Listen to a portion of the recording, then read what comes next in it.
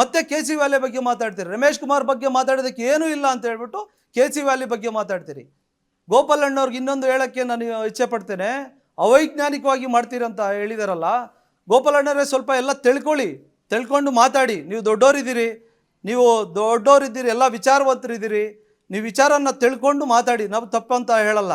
ನೀವು ಅವೈಜ್ಞಾನಿಕವಾಗಿ ಮಾಡಿದ್ದಾರೆ ಅಂದರೆ ಸರ್ಕಾರಕ್ಕೆ ಬುದ್ಧಿ ಇಲ್ಲದರೆ 1400 ಕೋಟಿ 1300 ಕೋಟಿ ಖರ್ಚು ಮಾಡಿದೆಯಾ? ಇವಾಗ ಎರಡನೇ ಹಂತಕ್ಕೆ ಮತ್ತೆ ಖರ್ಚು ಮಾಡ್ತಾ ಇದೆ, ಬುದ್ಧಿ ಇಲ್ಲದರೆ ಖರ್ಚು ಮಾಡಿದೆಯಾ? ಯಾಕೆ ನೀವು ಅವತ್ತು ರಮೇಶ್ ಕುಮಾರ್ ಜೊತೆಯಲ್ಲಿ ಇದ್ದಿರಲ್ಲ, ರಮೇಶ್ ಕುಮಾರ್ ಅವ್ರಿಗೆ ಹೇಳ್ಬೇಕಾಯ್ತು ಕೆ ಸಿ ವ್ಯಾಲಿ ಅವೈಜ್ಞಾನಿಕವಾಗಿ ಮಾಡ್ತಾ ಇದ್ದಾರೆ ಬೇಡ ಅಂತ. ರಮೇಶ್ ಕುಮಾರ್ ಹತ್ರ ಇದ್ದಾಗ ಇವೆಲ್ಲ ಚೆನ್ನಾಗಿತ್ತು. ಇವಾಗ ನೀವು ದೂರ ಆಗಿದ್ದೀರಿ ಅಂತೇಳಿ ರಮೇಶ್ ಕುಮಾರ್ ಬೇರೆ ಏನು ಬೇಕಾದರೂ ನಿಂದನೆ ಆಗ್ತೀರಾ? ಇದೆಲ್ಲ ಮಾತಾಡೋದು ತಪ್ಪು. ನೀವು ಹಿಸ್ಟ್ರಿಯನ್ನು ತಿಳ್ಕೊಳ್ಳಿ. ಈ K C valley project start ಆದಮೇಲೆ ಮತ್ತೆ H N valley project start ಆಯಿತು. ವಿ ಪ್ರಾಜೆಕ್ಟ್ ವ್ಯಾಲಿಯನ್ನು ಸ್ಟಾರ್ಟ್ ಮಾಡಿದ್ರು. ಇದು ಎರಡೂ ಕೂಡ ಚಿಕ್ಕಬಳ್ಳಾಪುರಕ್ಕೆ ನೀರು ಕೊಡ್ತಾ ಇದ್ದಾರೆ. ಕೆ ಸಿ ವ್ಯಾಲಿ ಸ್ಟಾರ್ಟ್ ಆದಮೇಲೆ ಎಚ್ ಎನ್ ವ್ಯಾಲಿ ಸ್ಟಾರ್ಟ್ ಆಗಿದ್ದು. ಎಚ್ ಎನ್ ವ್ಯಾಲಿ ಸ್ಟಾರ್ಟ್ ಆದಾಗ ಕೆ ಸಿ ವ್ಯಾಲಿ ಸ್ಟಾರ್ಟ್ ಆದಮೇಲೆ ಎಚ್ ಎನ್ ವ್ಯಾಲಿ ಮಾಡಿದ್ರು. ಅಂದರೆ ಅವ್ರಿಗೆ ಬುದ್ಧಿ ಇಲ್ದಿರ ಮಾಡಿದ್ರಾ? ಅವೈಜ್ಞಾನಿಕವಾಗಿ ಮಾಡಿದ್ರಾ? ಇವತ್ತು 7 ರಾಜ್ಯದಲ್ಲಿ, ನಮ್ಮ ಇಂಡಿಯಾದಲ್ಲಿ 7 ರಾಜ್ಯದಲ್ಲಿ ಈ ಸ್ಕೀಮನ್ನು ಇಂಪ್ಲಿಮೆಂಟ್ ಮಾಡ್ತಾ ಇದ್ದಾರೆ, ಈ ಪ್ರಾಜೆಕ್ಟನ್ನು ಇಂಪ್ಲಿಮೆಂಟ್ ಮಾಡ್ತಾ ಇದ್ದಾರೆ. ಒಂದು ಪುಣೆ, ಇನ್ನೊಂದು ಮಧ್ಯಪ್ರದೇಶದಲ್ಲಿ ಮಾಡ್ತಾ ಇದ್ದಾರೆ. ಎಲ್ಲಿ ಕ್ಯಾಪಿಟಲ್ ಆಫ್ ಸಿಟಿ ಇದೆ ಅಲ್ಲೆಲ್ಲ ಮಾಡಬೇಕು ಅಂತೇಳಿ ನಿರ್ಮಲಾ ಸೀತಾ. ಹೃದಯ ರೋಗ ಮತ್ತು ಹೃದಯ ಶಸ್ತ್ರಚಿಕಿತ್ಸೆ, ವ್ಯಾಸ್ಕ್ಯುಲರ್ ಶಸ್ತ್ರಚಿಕಿತ್ಸೆ, ಸಮಗ್ರ ಹೃದಯ ಆರೈಕೆ ಸೇವೆಗಳಿಗಾಗಿ ನಿಮ್ಮ ವಿಶ್ವಾಸಾರ್ಹ RL Jalappa Narayana heart centre, STUMC campus, Tamaka, Kolar. 180030090309. Raman ಅವರೇ, ಒಂದು ಪ್ರಾಜೆಕ್ಟನ್ನು ರೆಡಿ ಮಾಡಿ, ಅದಕ್ಕೆ ದುಡ್ಡು ಕೂಡ ಮೀಸಲಾತಿ ಇಟ್ಟಿದ್ದಾರೆ. ನಿಮಗೆ ಬೇಕಾದರೆ ನನ್ನ ಹತ್ರ ಪ್ರೂಫ್ ಇದೆ, ಕೊಡ್ತೀನಿ. ನನ್ನ ಹತ್ರ ಸಾಕ್ಷಿ ಇದೆ, ಕೊಡ್ತೀನಿ ನಿಮಗೆಲ್ಲ. ಸಾಕ್ಷಿ ಇಲ್ಲದೆ ನಾವೇನು ಮಾತಾಡ್ತಾ ಇಲ್ಲ. ನಿಮ್ಮ ಥರ ಅವೈಜ್ಞಾನಿಕವಾಗಿ ಮಾಡಿದ್ದಾರೆ ಅಂತ ಏನಿದೆ ಅವೈಜ್ಞಾನಿಕವಾಗಿ ಮಾಡಿದ್ದಾರೆ ಅನ್ನೋದಕ್ಕೆ ನಿಮ್ಮ ಹತ್ರ ಏನಿದೆ ದಾಖಲೆ? ಯಾವ ಒಟ್ಟಿನಲ್ಲಿ ನೀವು ಫಸ್ಟ್ ಆಫ್ ಆಲ್ ಯಾವ ನೀರಿಗೆ ಕಂಪೇರ್ ಮಾಡ್ತಾ ಇದ್ದೀರಾ? ಈ ನೀರನ್ನು ಯಾವ ನೀರಿಗೆ ಕಂಪೇರ್ ಮಾಡ್ತಾ ಇರೋದಾರ ಅಂತ ಹೇಳಿ ನನಗೆ. ಅದನ್ನು ಹೇಳಬೇಕು ನೀವು. ಏನು ಇಲ್ಲದೇ ಈ ರೈತರಿಗೆ ದಿಕ್ ತಪ್ಪಿಸೋಂಥ ಕೆಲಸ. ಏನೋ ಬಂದಿದ್ದೀರಿ, ರಮೇಶ್ ಕುಮಾರ್ ಬಂದೋದ್ರು, ನಾವು ಹೋಗಬೇಕು, ಮಾತಾಡಬೇಕು ವೀರಾರೋಷವಾಗಿ ಅಂತ ಮಾತಾಡೋದನ್ನೆಲ್ಲ ಬಿಡಿ.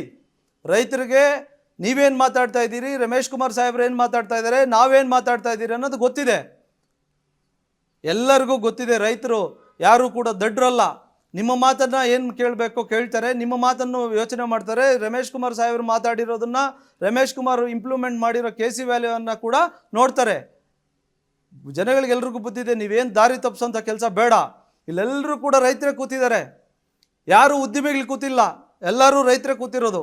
ಎಲ್ಲರಿಗೂ ರೈತರಿಗೆ ಗೊತ್ತಿದೆ ಇವತ್ತು ನಾವು ಎಷ್ಟು ಅಡಿಯಲ್ಲಿ ನೀರು ಹೋಗಿತ್ತು, ಎಷ್ಟು ಅಡಿಗೆ ನೀರು ಬಂದಿದೆ ಅಂತೇಳಿ. ಅದು ಬಿಟ್ಟು ನೀವು ವೀರಾವೇಶವಾಗಿ ಮಾತಾಡೋದನ್ನೆಲ್ಲ ಬಿಟ್ಟು, ರೈತರ ಪರ ತೊಂದರೆ ಆಗಿದೆ, ರೈತರ ಜಮೀನ್ ಮೇಲೆ ನೀರು ಹೋಗ್ತದೆ ಅದನ್ನು ಹೇಳಿ. ಯಾರೋ ಗೂಳಿ ನುಗ್ಗಿಬಿಟ್ರು, ಮದ ಎಕ್ಕಿದ ಆನೆ ನುಗ್ಬಿಟ್ರು. ಯಾರಿಗೆ ಮದ ಎಕ್ಕಿಲ್ವಾ? ಎಲ್ಲೋಗಿದ್ರಿ ನೀವೆಲ್ಲ? ನಿಮಗೆಲ್ಲ ಅವಾಗ ಮದ ಎಕ್ಕಿತ್ತಾ? 2021-22ರಲ್ಲಿ 2 ತಿಂಗಳು ನೀರು ಹರಿದಾಗ? ಇವೆಲ್ಲ ಮಾತಾಡೋದನ್ನು ಬಿಡಬೇಕು. ನಿಮಗೆ ರೈತರಿಗೆ ಬಗ್ಗೆ ಕಾಳಜಿ ಇದ್ದರೆ ರೈತರ ಬಗ್ಗೆ ಮಾತಾಡಿ, ತೊಂದರೆ ಇಲ್ಲ.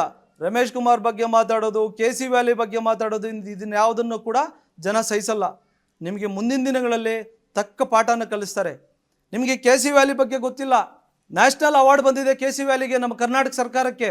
ಯೂನಿಯನ್ ಜನರಲ್ ಅವರು ಎಲ್ಲ ಪತ್ರಕರ್ತರಿಗೂ ಗೊತ್ತಿದೆ. ಕೆ ಸಿ ವ್ಯಾಲಿಗೆ ಬಂದು ಒಂದು ತಾಂತ್ರಿಕ ತಂಡ ಅಂತ ಕರ್ಕೊಂಬಂದು ನೀರನ್ನು ನಾವು ಪರೀಕ್ಷೆ ಮಾಡಿ ಅವರು ಪ್ರಾಜೆಕ್ಟ್ ಮಾಡಬೇಕು ಅಂತ ಹೋದರು. ಅದೆಲ್ಲ ಸುಳ್ಳಾ? ಹಂಗಾದ್ರೆ ಅವರು ಬಂದು ಇಲ್ಲೆಲ್ಲ ವೀಕ್ಷಣೆ ಮಾಡಿದ್ದು ಸುಳ್ಳಾ? ಇದನ್ನೆಲ್ಲ ನೋಡಬೇಕು ಗೋಪಾಲಣ್ಣವರೇ, ನೀವು ಸೀನಣ್ಣವರೇ ನೋಡಿ, ಇದನ್ನೆಲ್ಲ ತಿಳ್ಕೊಳ್ಳಿ. ನ್ಯಾಷನಲ್ ಅವಾರ್ಡ್ ನಮ್ಮ ಕರ್ನಾಟಕ ಸರ್ಕಾರಕ್ಕೆ ಕೆ ಸಿ ವ್ಯಾಲಿ ಪ್ರಾಜೆಕ್ಟ್ಗೆ ಕೊಟ್ಟಿದ್ದಾರೆ. ಇವೆಲ್ಲ ನೀವು ತಿಳ್ಕೊಂಡು ಮಾತಾಡಿ. ಅದು ಬಿಟ್ಟು ಏನೋ ವೀರಾವೇಶದಲ್ಲಿ ಬಂದು ರಮೇಶ್ ಕುಮಾರ್ ಸಾಹೇಬ್ರ ಬಗ್ಗೆ ಮಾತಾಡಬೋದು, ನಮ್ಮ ಸ್ವಾಮಿಗಳ ಬಗ್ಗೆ, ಬ್ಯಾಟಣ್ಣವ್ರ ಬಗ್ಗೆ ಮಾತಾಡೋದಾಗ್ಬೋದು. ಇವೆಲ್ಲ ಕೂಡ ನಾವು ಕೂಡ ಅವ್ರ ಜೊತೆಯಲ್ಲಿದ್ದಾಗ, ಸೀನಣ್ಣವರೇ ನಿಮ್ಗೊಂದು ಮಾತು ಹೇಳ್ತೀನಿ, ರಮೇಶ್ ಕುಮಾರ್ ಅವ್ರ ಜೊತೆಯಲ್ಲಿದ್ದಾಗ ನೀವು ಏನೇನು ಬೇಕೋ ಪಡ್ಕೊಂಡಿರೋದು ಎಲ್ರಿಗೂ ಗೊತ್ತಿದೆ. ಎಲ್ಲ ಕೂಡ ನೀವು ಪಡ್ಕೊಂಡು ಏನೇನು ಲಾಭ ತೊಗೊಂಡಿದ್ದೀರ ಅಂತಲೂ ಗೊತ್ತಿದೆ. ಯಾವ್ಯಾವ ಟೆಂಡ್ರು ಏನೇನು ಮಾಡ್ಕೊಂಡಿದ್ದೀರ ಅಂತ ಎಲ್ಲ ಗೊತ್ತಿದೆ. ದಯವಿಟ್ಟು ಅವ್ರ ಬಗ್ಗೆ ಮಾತಾಡೋದನ್ನು, ಟೀಕೆ ಮಾಡೋದನ್ನು ಬಿಡಿ. ನಿಮಗೆ ರೈತರ ಬಗ್ಗೆ ಕಾಳಜಿ ಇದ್ದರೆ ರೈತರ ಬಗ್ಗೆ ಮಾತಾಡಿ. ಒಂದು ಸರಿ ಅಲ್ಲ 10 ಸರಿ ಮಾತಾಡಿ, ನಾವು ಒಪ್ಕೊತೀವಿ. ಅದು ಬಿಟ್ಟು ರಮೇಶ್ ಕುಮಾರ್ ಸಾಹೇಬ್ರ ಬಗ್ಗೆ ಮಾತಾಡೋದು, ಬ್ಯಾಟಣ್ಣವ್ರ ಬಗ್ಗೆ ಮಾತಾಡೋದು, ಅವ್ರಿಗೆ ಮಾತಾಡೋಂಥ ನೈತಿಕತೆ ನಿಮ್ಗಿದೆಯಾ? ಅವ್ರ ಹೆಸರಿಡ್ಕೊಂಡು ಮಾತಾಡೋಂಥ ನೈತಿಕತೆ ನಿಮ್ಗಿದೆಯಾ? ಜೊತೆಲಿದ್ದಾಗ ನೀವೆಲ್ಲ ಹೆಂಗಿದ್ರಿ ಅಂತ ನಮಗೆ ಗೊತ್ತಿಲ್ವಾ? ಜನಕ್ಕೆ ಗೊತ್ತಿಲ್ವಾ? ಗೊತ್ತಿದೆ. ಸ್ವಲ್ಪ ಮಾತಾಡಬೇಕಾದ್ರೆ ಹಿಡಿತದಲ್ಲಿ ಇಟ್ಕೊಂಡು, ಬ್ಯಾಟಣ್ಣವರು ನಿಮಗಿಂತ ಏಜಲ್ಲಿ ದೊಡ್ಡವರಿದ್ದಾರೆ, ರಮೇಶ್ ಕುಮಾರ್ ಸಾಹೇಬರು ದೊಡ್ಡವರಿದ್ದಾರೆ, ಅವ್ರಿಗೆಲ್ಲ ಮಾತಾಡೋ ನೈತಿಕತೆ ನಿಮಗಿಲ್ಲ. ಸ್ವಲ್ಪ ಹಿಡಿತದಲ್ಲಿ ಇಟ್ಕೊಂಡು ಮಾತಾಡೋದು ಕಲೀರಿ. ನೀವು ರೈತರ ಬಗ್ಗೆ ಮಾತಾಡಿ, ಬೇಡ ಅನ್ನಲ್ಲ.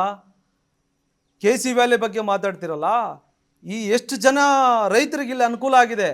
ಒಂದು ಉದಾಹರಣೆ ಕೊಡ್ತೀನಿ ನಿಮಗೆ. 2018ರಿಂದ ಮುಂಚೆ 1,000 ಎಕರೆ ಒಂದು ಪಂಚಾಯತಿ ಮಟ್ಟಕ್ಕೆ ತಗೊಳ್ಳಿ, 1,000 ಎಕರೆ ಅದಕ್ಕೆ ಮುಂಚೆ ಬೋರ್ವೆಲ್ ನೀರು ಎತ್ತಿ ತೋಟ ಎಲ್ಲ ಮಾಡ್ತಾಯಿದ್ರು. ಅದು ಝೀರೋಗೆ ಬಂದುಬಿಟ್ಟಿತ್ತು. ಏನೋ 10 ಎಕರೆ ಮಾಡೋನು 1 ಎಕರೆ ಮಾಡ್ತಿದ್ದ, 20 ಎಕರೆ ಮಾಡೋನು 2 ಎಕರೆ ಮಾಡ್ತಿದ್ದ, 1000 ಎಕರೆ ಮಾಡೋನು 10 ಎಕರೆ ಮಾಡ್ತಿದ್ದ. ಇವತ್ತು ಆ 1000 ಎಕರೆ ಪೂರ್ತಿ ಕೂಡ ವ್ಯವಸಾಯ ಮಾಡ್ತಾ ಇದ್ದಾರೆ. ಎಲ್ಲ ಪೂರ್ತಿ ಕೂಡ ವ್ಯವಸಾಯ ಆಗ್ತಾ ಇದೆ. ಅದನ್ನೆಲ್ಲ ಇಟ್ಕೊಂಡು ನೀವು ಕೂಡ ನೀವೇ ನಿಮ್ಮ ಬಾಯಲ್ಲಿ ಹೇಳಿದಿರಿ 10 ಎಕರೆ ನಂದು ರೇಷ್ಮೆ ಇದೆ ಅಂತ. 2018ರಲ್ಲಿ ನಿಮ್ದು 10 ಎಕರೆ ರೇಷ್ಮೆ ಇತ್ತಾ? ಎಷ್ಟು ಬೋರ್ವೆಲ್ ಕೊರ್ಸಿದ್ರಿ ಸೀನಣ್ಣವ್ರೆ? ಉತ್ತರ ಕೊಡ್ಬೇಕಲ್ಲ ನೀವೇ ಇದಕ್ಕೆಲ್ಲ. ಇದೆಲ್ಲ ಜನಕ್ಕೆ ತಿಳಿಸ್ಬೇಕಲ್ಲ. ನಾನು ಎಷ್ಟು ಬೋರ್ವೆಲ್ ಹಾಕಿದ್ದೀನಿ, KC ವ್ಯಾಲ್ಯೂ 2018 ಜೂನ್ 2ರಂದು ಬಂತು, ಅವಾಗಿಂದ ಇವಾಗವರೆಗೂ ಎಷ್ಟು ಬೋರ್ವೆಲ್ಲನ್ನು ಕೊರ್ದಿದ್ದೀನಿ ಅನ್ನೋದು ನೀವು ಉತ್ತರ ಕೊಡಬೇಕಲ್ಲ. ಕೊಡಿ ಜನಕ್ಕೆ. ನನಗೆ ಗೊತ್ತಿದೆ ನೀವೆಷ್ಟು ಬೋರ್ವೆಲ್ ಕೊರ್ಸಿದ್ದೀರಿ ಅಂತ. ಇದೆಲ್ಲ ಇರೋವಾಗ ವೀರಾವೇಶವಾಗಿ ಮಾತಾಡೋದನ್ನು ಎಲ್ಲ ಬಿಡಬೇಕು.